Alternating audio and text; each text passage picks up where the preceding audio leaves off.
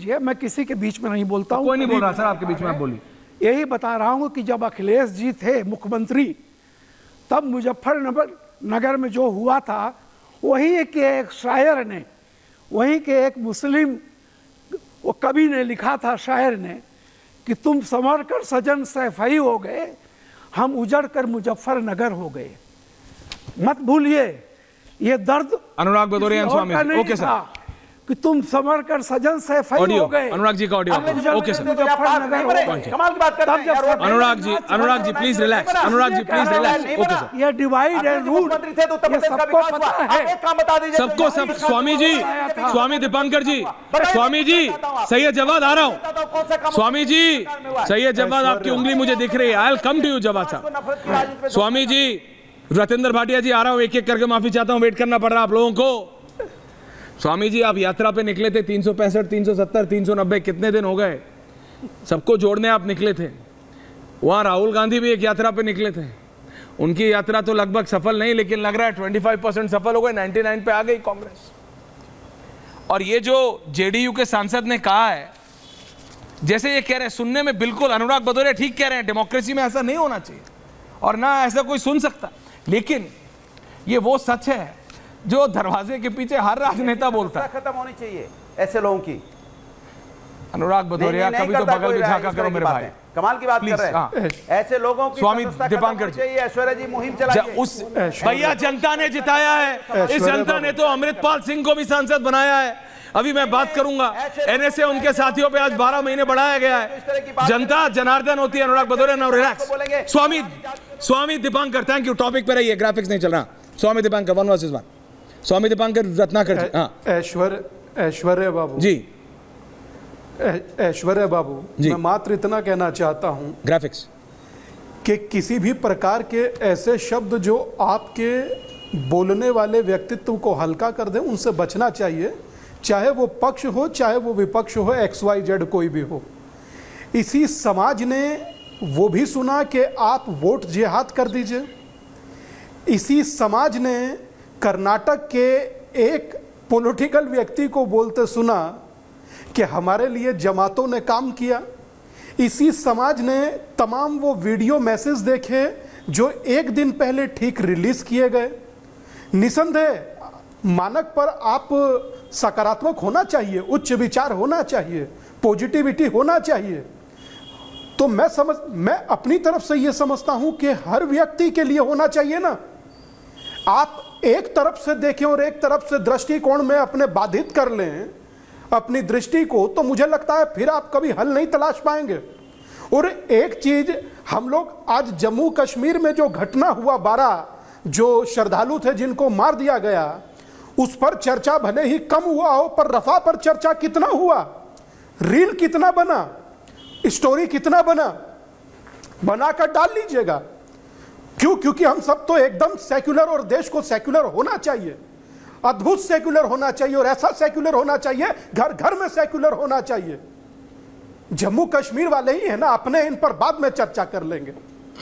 मगर हम लोग एक दृष्टि से चीजों को देखते हैं। मैं समझता हूं यह बेहद नकारात्मक है, बेहद नकारात्मक। और रही बात आपने मेरी यात्रा के बारे में कही, तो मैंने व्यक्ति से व्यक्ति को जोड़ने का कार्य किया। किसी में वोटिंग या राजनीतिक सिस्टम का हिस्सा नहीं हूं, मगर मैं इतना जरूर कहूंगा पूरी जिम्मेदारी के साथ, चाहे मैं हूं चाहे XYZ कोई, इस राष्ट्र के प्रति सभी को समर्पित होना चाहिए। और अगर एक दृष्टिकोण से चीजों को देखेंगे तो चीज कभी क्लियर नहीं दिखेगी, कभी क्लियर नहीं दिखेगी। Jawad and Bhatia, Ratnakar Tripathi ji, your point of view. जी भाई, इनका ही कहना है ना कि एक दृष्टि से नहीं देखनी चाहिए, लेकिन ये तो एक ही दृष्टि से देखते हैं माननीय स्वामी जी। और इस देश का दुर्भाग्य है कि यहाँ देवेश चंद्र ठाकुर जैसे लोग हैं, वो शपथ क्या लेंगे। मैं ईश्वर की शपथ लेता हूं कि सत्य निष्ठा से प्रतिज्ञान करता हूं कि विधि द्वारा स्थापित भारत के संविधान के प्रति श्रद्धा व पूर्ण निष्ठा के साथ कार्य करूंगा और बिना किसी भेदभाव के कार्य करूंगा। मैं भारत की एकता और अखंडता को अक्षुण्ण रखूंगा। अगर ये शपथ ले चुके होते ना ऐश्वर्या जी, तो मैं मुकदमा करता उनके ऊपर, लेकिन इनकी अच्छा दिल है कि इनका नहीं हुआ। और इस तरह के भाषण अगर वो दे रहे हैं, अभी तो आप बता रहे थे ना मुसलमान नहीं देते मोदी जी को वोट। हाँ भैया, 3.5 लाख वोट मोदी जी नीचे आए हैं, हार गए हैं 1.5 लाख, 5 लाख से 1.5 लाख पे आ गए। ये आप चौथी बार बोल रहे हैं डिबेट में। हाँ, बोलिए। जो 3.5 लाख मुसलमान देते थे मोदी जी को वोट, बीच में मत बोलिए, वो आ गए कांग्रेस के जराए के पास। 6,74,000 पिछली बार वोट पाए थे, 6,12,000 पाए हैं। तो जो 62,000 मुसलमान देते थे वो कांग्रेस के पास चले आए। और मैं सिद्धांतता बीएचयू वालों से बहस नहीं करता हूं, लेकिन मेरा दुर्भाग्य है कि बड़े भाई रामकृपाल सिंह से बहस करनी पड़ जाती है मुझे। Okay, 1-on-1। भाई साहब ये बताइए, आपने कहा कि ये भ्रम फैलाया गया कि संविधान बदला जाएगा। फैजाबाद से सांसद लल्लू सिंह क्या कांग्रेस के थे? नहीं, जिन्होंने कहा कि 400 सीट हमको इसलिए चाहिए, भाजपा को 2/3 बहुमत इसलिए चाहिए कि संविधान बदलना है। बिल्कुल सही आप कह वो रहे हैं। भाजपा के थे कि कांग्रेस के थे? कहा इस पर ही मनन कीजिए। और ये भी मनन कीजिए कि सरकार कैसे बदली। जयप्रकाश मूवमेंट में एक और नारा था, रोजी रोटी दे न सके सो वो सरकार निकम्मी है, जो सरकार निकम्मी है वो सरकार बदलनी है। सरकार दिव्यांग हो गई है, बैसाखी पे आ गई है। भाटिया जी, और व्यक्तिगत मुझसे रामकृपाल भैया पूछेंगे आप ना, तो मैं चाहूंगा कि भाजपा वाले ये बोलते रहें, क्योंकि इसी अहंकार, दर्प और कटु वचन ने उनको ये लाया और इस जगह ला दिया कि प्रधानमंत्री मोदी जैसा व्यक्ति 1.5 लाख मात्र से जीता है। मात्र 1.5 लाख से, जहां की जनता ने सर आंखों बैठाया था बनास की जनता ने। जवाब साहब आ रहा हूं, आप ही की बारी, आ रहा हूं। इतने कम मार्जिन से किया। और जो इतनी देर से ऐश्वर्या जी आप कह रहे थे, आपको मैं दोहा बता देता हूं। रहीम का दोहा है, रहीमन मीठे वचन ते सुख उपजत चहु और, वशीकरण एक मंत्र है तजदे वठन कठोर। मैसेज कर दीजिएगा, ऐसे याद नहीं होगा। भाजपा कर नहीं पाएगी। रतिंदर देखिए भैया, मुझे नहीं याद होगा तो मैं कैसे बोल दूं याद हो जाएगा। रतिंदर भाटिया जी, अरे रत्नाकर जी, आप इतना मैसेज, एक वो मैसेज करिएगा। भाटिया जी, मेरे को सीरियसली बताइए, सुनने में नहीं अच्छा लगता डेमोक्रेसी में Anurag Bhadauria should be on air right now. Anurag Bhadauria should be on air. Ratinder Bhatia, Anurag Bhadauria, Devesh Chandra Thakur ने जो बोला बिल्कुल गलत बोला। हर आदमी बोल रहा है गलत बोला, और कैमरा बंद होते ही बोलता है यार है तो सही, होता तो यही है, होता तो यही है। चाहे कोई सी भी पार्टी उठा लीजिए, बोला करते तो सब यही हैं।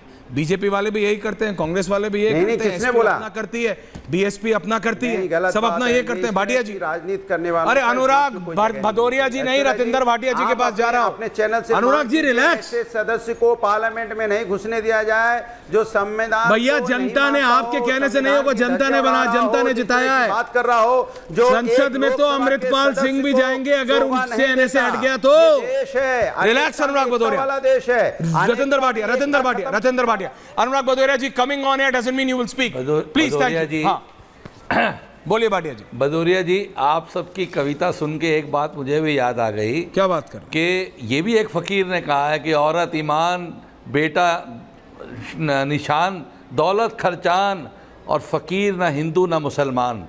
तो आज हमें तो शुक्र करना चाहिए कि मोदी जैसा फकीर मिला है।